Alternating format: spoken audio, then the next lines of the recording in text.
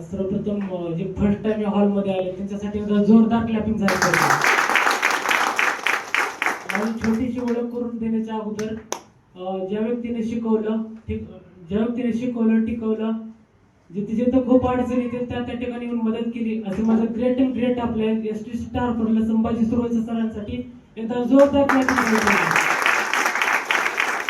ओळख करून देतो.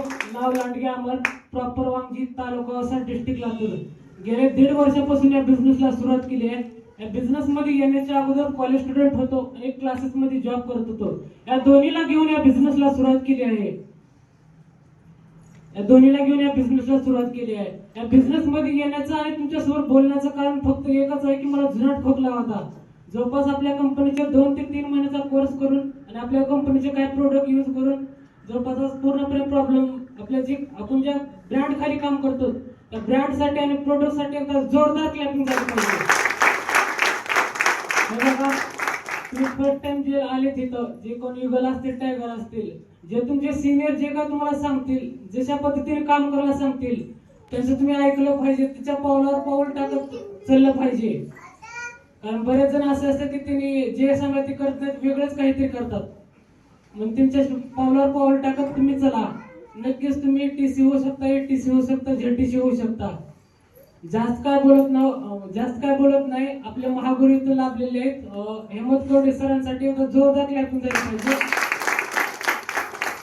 अरे ज्या व्यक्तीने हा बिझनेस मध्ये आणलं संभाजी सरांसारख्या व्यक्तीच्या सानिध्यामध्ये मला ठेवलं आणि माझ्यामध्ये बदल झाला. शिकवलं, टिकवलं, घडवलं, या स्टेजचा लाईफ बनवलं, ब्लेझर मध्ये आणलं. असं माझं ग्रेट अँड ग्रेट आपल्या कदम आदर सरांना कोटी कोटी वंदन करतो.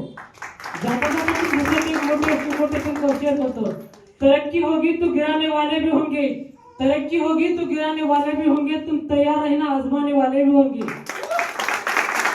गम डर जो भी है बस तेरे अंदर है, गम डर जो भी है बस तेरे अंदर है, खुद के बनाए पिंजरे से बाहर तो निकल, तू भी एक सिकंदर है, तू भी एक सिकंदर है. जास्त काय बोलत नाही. जे फर्स्ट टाइम आले त्यांना बिझनेस मध्ये येण्यासाठी वेल विश करतो.